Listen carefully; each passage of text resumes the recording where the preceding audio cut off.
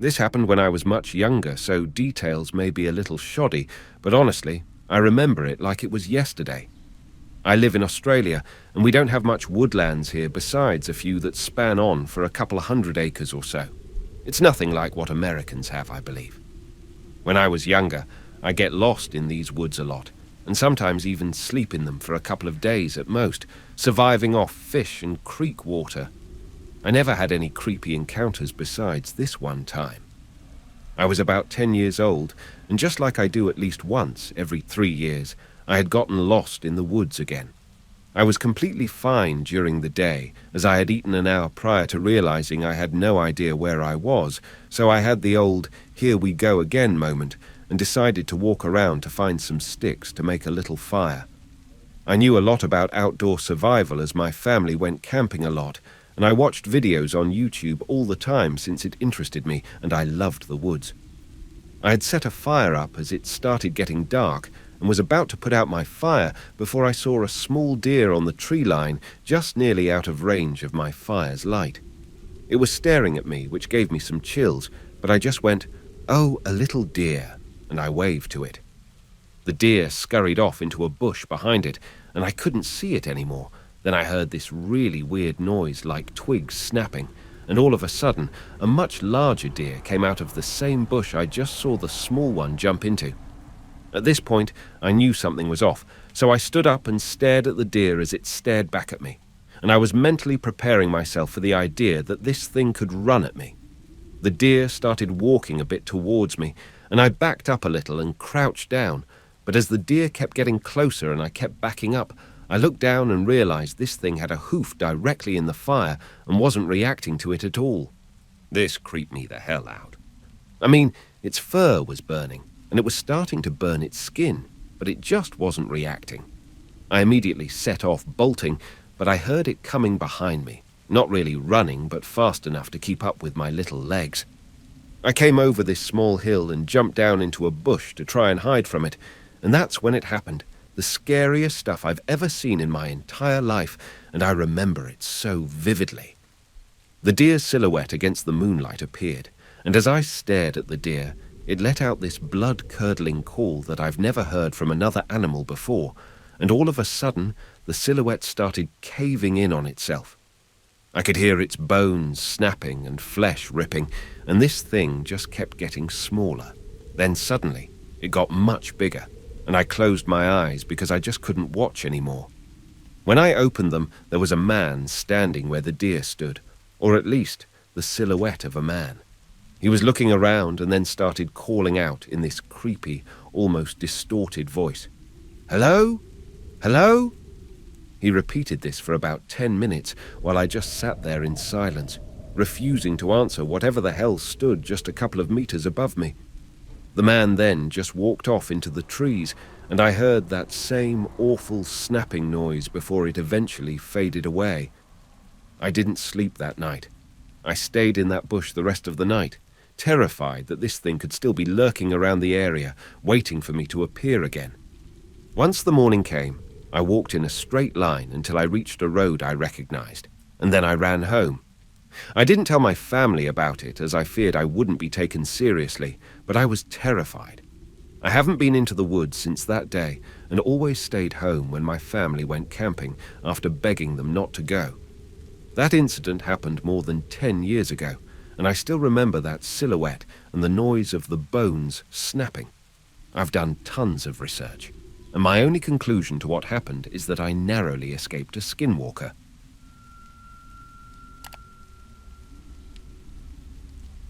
To give you a little bit of background information on this story, I would like to start with the fact that I am European. This is 100% true. As for me and my friends in this story, we are from Spain, and when this happened in September 2023, we were fairly new to the United States. I moved here a while back for law school, and so did my friends. We had been living here for a few months and decided to explore the nature of this beautiful continent as we all live in New York City. So, long story short, we decided to go on a road trip to Canada, drive around Lake Ontario, and then drive back through upstate New York. I am a male, and my friends were 3 females. For the sake of anonymity, let's call them Lisa, Anna, and Charlotte. Everything went super smooth until the last night. So for our last night, we had rented an off-grid cabin in a remote area in the woods in Upstate, NY. To give some locals an idea, we were like half an hour's drive from Harrisburg, I think. Lisa and I had decided to spend one night in this cabin because it was one with nature. The cabin was super old, made from logwood, and there was no running water or electricity. Both me and Lisa had experience with survival in the wild in Europe. I, for myself, had been a Boy Scout my whole life and even was a scout leader for a while. Our other two friends were, as much as I love them, purebred city girls. They had pretty much zero experience with camping or just being in a place where there is no service for the phones, as was the case in this cabin. We had been driving all day to get there, and when we reached the beginning of the forest, it was already past 10 p.m. and it was really dark that night. While driving to this place, we lost internet connection with the GPS, and so I had to drive to the cabin on intuition paired with a good old-fashioned map, hoping for the best while trying to drive safely on these muddy trails. It was also rainy the whole day. On the way there, Anna and Charlotte were in the back of the car, and the moment they lost phone service, they got pretty uneasy for the rest of the ride. All of a sudden, in the pitch-black darkness of the forest, we all saw a campfire, but there were no houses around or people. Just a campfire, a well-organized one, since the fire was not spreading and it was not as big as a bonfire. It kind of startled all of us, as this was a little bit weird since there was no one around and we were really deep in the forest already, plus it was getting very late. When this happened, we also reached the end of the trail, and we figured we had taken the wrong trail at a crossroads before, so I turned around and we were on our way again. Half an hour later, and a couple of wrong trails later, we finally had arrived at our destination, as we could finally see the first glimpse of this god-forsaken cabin in the middle of nowhere. To give you an idea of how old it was, the potty was made out of wood and was outside the cabin. When we arrived, it was still raining, and both Anna and Lisa were definitely not in the mood for getting out of the car and getting into a cabin with zero lights. So me and Lisa left the lights of the car on and went inside the cabin, while also using our phone flashlights to check the cabin out and see if we could find any old flashlights, which we did, and to see if we could turn on the fireplace.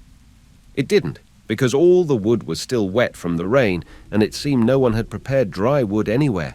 So, with a couple of old flashlights and a small improvised fire I managed to make in the stove, we all four got in the cabin and I started to make some pasta for us.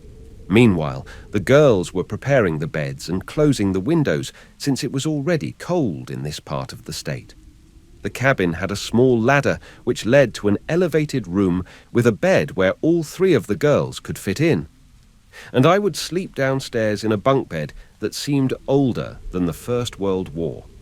While making pasta, Anna, who was one of the city girls, came up to me, and knowing that both Lisa and Charlotte did not like to hear anything scary at night, told me that she had seen an old cemetery in the middle of the forest on the way to our cabin and that she had seen a figure walk around there. I first laughed it off as nothing. I do not consider myself a big believer in scary stuff. Being from Spain, we take promises very seriously. To swear on God is very serious for us, and she swore to God that she was not lying. I told her then that I believed her, but that there was no need to panic, as I would lock all the doors when we would go to sleep. We had some pasta, managed to make a couple of s'mores, and drank a couple of beers, or at least I did. They all had just one. I can assure you that I am not drunk after a couple of beers and that I would never start to hallucinate.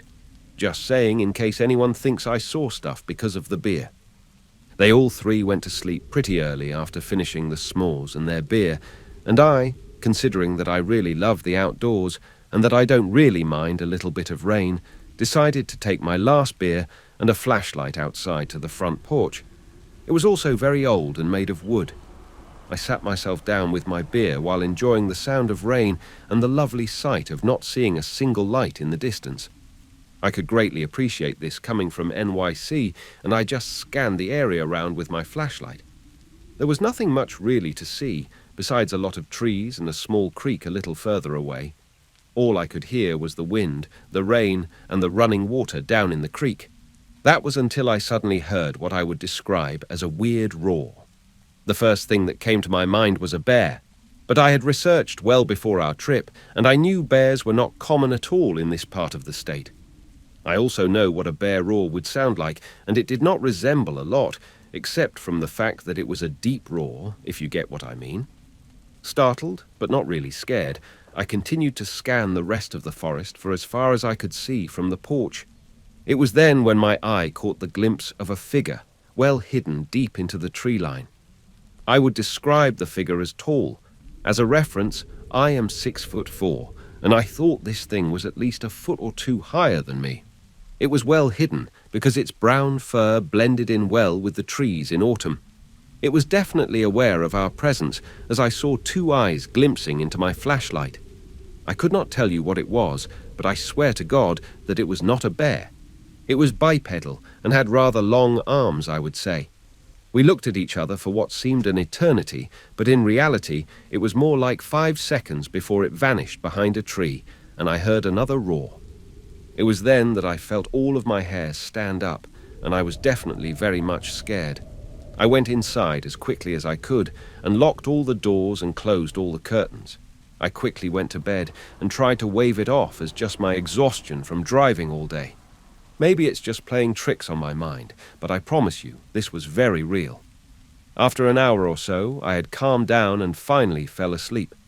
The rest of the night was uneventful, and the next morning when I went to relieve myself after having drank beer the night before, the weather had cleared. It was rather sunny, and as far as I could see, the forest was calm and beautiful. There's no sight of any animals or anything abnormal. We had a nice breakfast that morning and left for our way back to the city that never sleeps. I never talked about what I saw that night because I knew all 3 girls did not like to hear scary stories.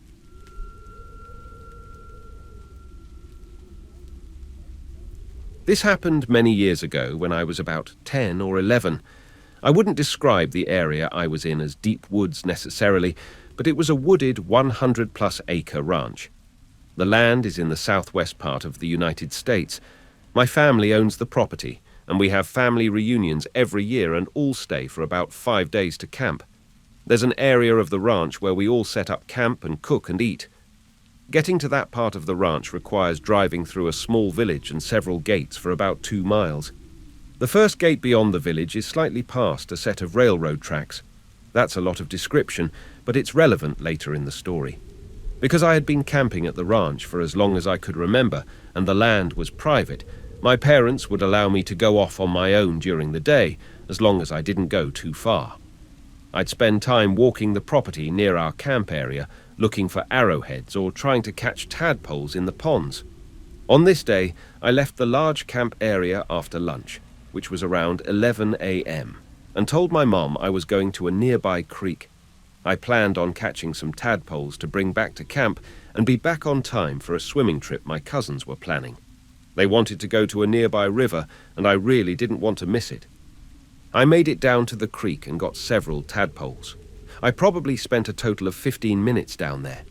To get back to camp, I would have needed to either climb up a relatively steep embankment with a lot of loose rock or circle around on a longer route with a flat trail. I'd usually go up the embankment, but I didn't have a top for the water bottle I caught the tadpoles with and didn't want to risk slipping and spilling them out, killing them. I had never walked the longer trail by myself, but I had with my dad and felt confident I could find my way back to camp on it. As I walked back to camp, I had my head down looking for arrowheads in the washed-out areas of the trail. I started feeling a little creeped out as I continued walking. We all know that feeling like someone is watching. It was unsettling, but I chalked it up to just getting spooked being on the trail by myself. Now the next part, I can't explain whatsoever. It's as if a light switch was turned on or someone snapped their fingers and I came back to reality. Except when I came to, I wasn't on the trail I had been on before. I was near the railroad tracks, and it was completely dark. My mum was standing in front of me, shaking my shoulders and yelling, "Where were you?" There were 2 things I remember really clearly about the moments I came to. First was the look of fear, anger and relief in my mum's tearful eyes as she was yelling at me. And second, I remember the confusion I felt about what the hell was going on. The last thing I remembered was walking on the trail back to camp, and now suddenly it was dark, and I was at the railroad tracks leading to the ranch, which was over 2 miles away. The best way I can describe it is to compare it to the movie The Butterfly Effect. The main character would be living in one moment, then suddenly he'd wake up somewhere entirely different. My parents drove me back to camp, and I learned it was 10 p.m. This meant I had been gone for 11 hours, about 10 and a half, of which I can't account for to this day. My parents and all my family had understandably freaked the hell out when I hadn't returned to camp. I was a really good kid growing up and almost never broke any rules, so my parents were baffled at my behavior. I tried to explain to them that I had no memory of getting to the tracks, but they didn't believe me. They thought maybe I got lost and was embarrassed to admit it. This was the only time I've ever experienced something like this. I can't explain how unsettling it is to not be able to account for all those hours I was gone. Was it a coincidence that I had that creeped out feeling on the trail and then just lost 10 and a half hours of my life? Now that I'm an adult, remembering this experience still makes me feel chills. Please drop a like and subscribe to Eerie Echoes for more horror stories. As always, thank you for watching.